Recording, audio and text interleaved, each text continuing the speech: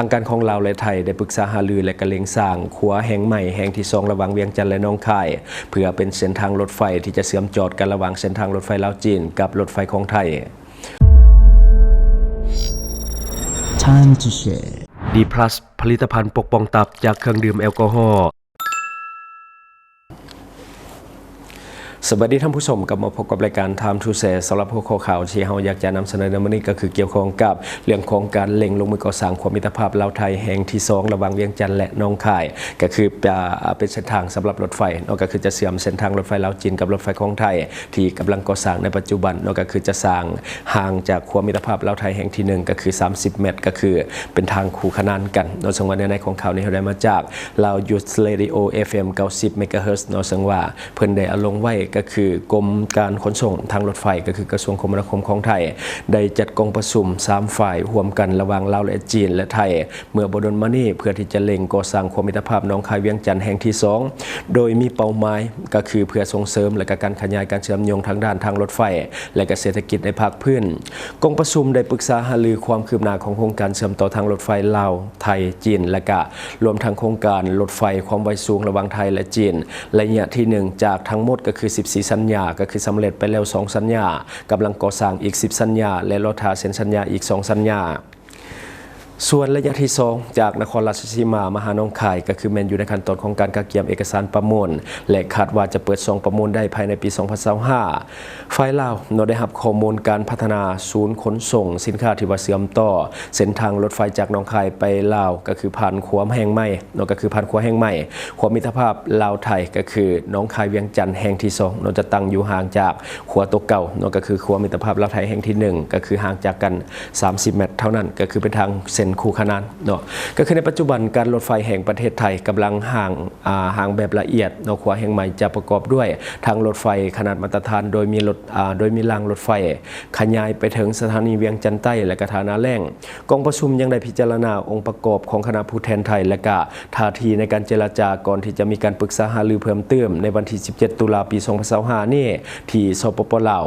ซึ่งจะเน้นใส่การก่อสร้างเส้นทางข้ามแม่น้ำโขงแห่งใหม่และก็มีบทบาทในการเชื่อมต่อสถานีหนองคายขัวใหม่สถานีฐานาแร่งสถานีเวียงจันทน์กองประชุมครั้งนี้ถือเป็นบาทเก่าสำคัญสู่ความคืบหน้าที่จะเป็นหุปธรรมในการขนส่งทางรถไฟ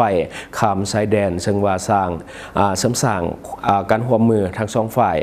เพิ่มความสัมพันธ์ทางเศรษฐกิจและก็ความมั่นคงในภาคพื้นพร้อมทางขยายเส้นทางรถไฟไปสู่สปป.ลาวซึ่งเป็นประเทศเพื่อนบ้านเพื่อที่จะกระตุ้นการค้าการลงทุนและก็ท่าแห่งด้านการขนส่งสินค้าทั่วภาคพื้นอันนี้ก็ถือว่าเป็นเนื้อในข่าวที่เป็นข่าวดีๆระหว่างลาวและไทยที่ว่าจะมีการเชื่อมสะพานอีกแห่งหนึ่งก็คือจะเป็นจุดเชื่อมสำหรับเส้นทางรถไฟก็คือจะเชื่อมรถไฟลาวจีนกับรถไฟไทยเข้าด้วยกันซึ่งว่าอันนี้ก็จะเห็นให้การเชื่อมโยงในภาคพื้นเนี่ยมันสะดวกสบายหลายขึ้นถือว่าเป็นข่าวดีเพราะว่าอันนี้ก็เห็นข่าวกันเกินมานานสมควรแล้วแต่ว่าตอนนี้ก็เริ่มจะได้ปฏิบัติเป็นรูปธรรมขึ้นมาแล้วถ้าว่าสั่งสำเร็จแล้วเสียว่าหลายสิ่งหลายอย่างมันจะดีขึ้นซึ่งมันหมายถึงการเชื่อมโยงทางด้านเศรษฐกิจของ3ประเทศเข้าด้วยกันบ่ว่าจะเป็นจีนเป็นลาวและก็เป็นประเทศไทยที่จะเชื่อมเส้นทางรถไฟก็คือเรื่องของการเชื่อมเรื่องของการค้าซึ่งว่าสิ่งนี้จะส่งผลดีต่อระบบเศรษฐกิจทั้ง3ประเทศอย่างแน่นอนก็คือลาวไทยและก็จีนก็คือเรื่องการนำเข้าเรื่องการส่งออกมันจะสะดวกสบายหลายขึ้นถือเป็นโอกาสดีโอกาสสำคัญที่สปป.ลาวสามารถสร้างรายรับและก็สร้างรายได้จากหลายช่องทางถ้าว่ามันมีประตูเชื่อมต่อที่ว่าสำคัญในภาคพื้นก็คือแบบว่าลาวจะเป็นประตูของไทยที่จะไปสู่ประเทศจีนและก็ลาวก็จะเป็นประตูสำคัญของจีนที่จะเชื่อมกับอาเซียนซึ่งว่า2ทางที่สปป.ลาวจะมีรายได้จากการเชื่อมโยงเส้นทางรถไฟมันก็มีหลาย2ทางโดยรายได้ค่าธรรมเนียมก็คืออันดับทับอิฐละที่เราจะได้ก็คือค่าธรรมเนียมและก็การบริการขนส่งต่างๆที่ว่าเราเป็นจุดเชื่อมต่อหรือว่าเป็นแลนด์ลิงก์นั่นเองค่าธรรมเนียมที่เราจะได้ก็คือแน่นอนละค่าธรรมเนียมผ่านแดนเราจะสามารถเก็บค่าธรรมเนียมจากรถไฟที่ว่าขนส่งสินค้าและผู้โดยสารนำใช้ทางรถไฟผ่านประเทศลาวของเราก็จะมีค่าธรรมเนียมผ่านแดนอยู่แล้วและต่อมาก็คือค่าบริการอยู่สถานีก็คือสถานีรถไฟลาวจะสามารถสร้างรายได้จากการบริการต่างๆเช่นค่าเช่าพื้นที่ร้านค้าร้านอาหารและการบริการทางด้านสร้างสินค้า และต่อมาก็คือรายได้จากการพัฒนาเศรษฐกิจและการค้าแน่นอนและก็คือศูนย์กระจายสินค้าเราจะสามารถสร้างศูนย์กระจายสินค้าขนาดใหญ่หรือว่าโลจิสติกส์ฮับอยู่ที่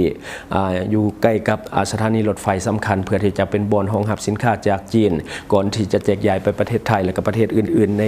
ภูมิภาคใกล้เคียงซึ่งจะเฮ็ดให้มีการจ้างงานและก็การ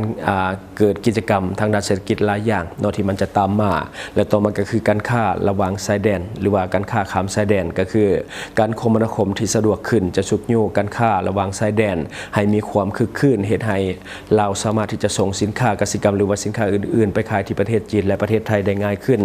และต่อมาก็คือรายได้จากการท่องเที่ยวแน่นอนละมีการเชื่อมโยงก็จะเฮ็ดให้รายได้จากการท่องเที่ยวนี้มันเกิดขึ้นก็คือจำนวนนักท่องเที่ยวจะเพิ่มขึ้นโครงการรถไฟจะดึงดูดนักท่องเที่ยวจากจีนและก็จากไทยให้เดินทางมาที่สปป.ลาวหลายขึ้นซึ่งจะสร้างรายได้ให้แก่ธุรกิจการท่องเที่ยวโรงแรมบ้านพักร้านอาหารและก็ธุรกิจอื่นๆที่เกี่ยวกับการท่องเที่ยว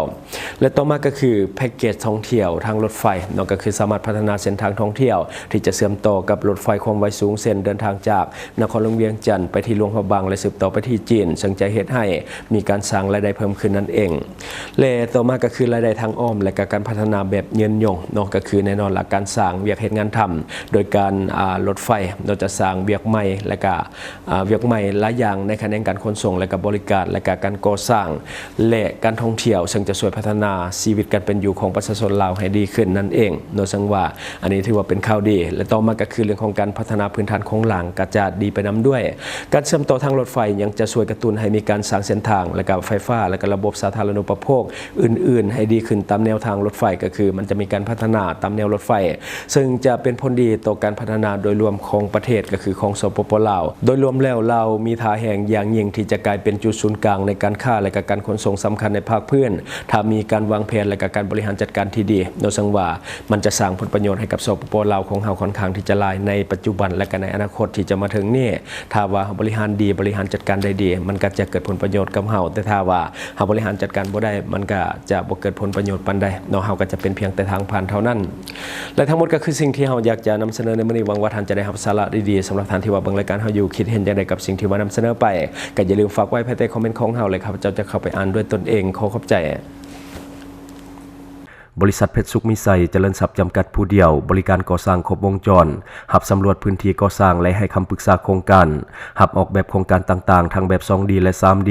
การบริการคิดไล่และการประเมินโครงการก่อสร้างหับเป็นที่ปรึกษาโครงการก่อสร้างต่างๆสำหรับท่านใดที่สนใจอยากใช้บริการกับบริษัทเพชรสุขมิไซเจริญทรัพย์จำกัดผู้เดียวสามารถติดต่อที่เบอร์ 02055662255 หรือ 02077776451 หรือท่านจะเข้าไปเบิ่งผลงานที่ผ่านมาของบริษัทพวกเฮาได้ที่แฟนเพจบริษัท PSMC จำกัดอยู่เมืองลาวใช้แต่เงินกีบลาวและส่งเสริมผลิตภัณฑ์ภายในเพื่อลดผ่อนการนำเข้าสินค้าและแก้ปัญหาเงินตา Subscribe for more video.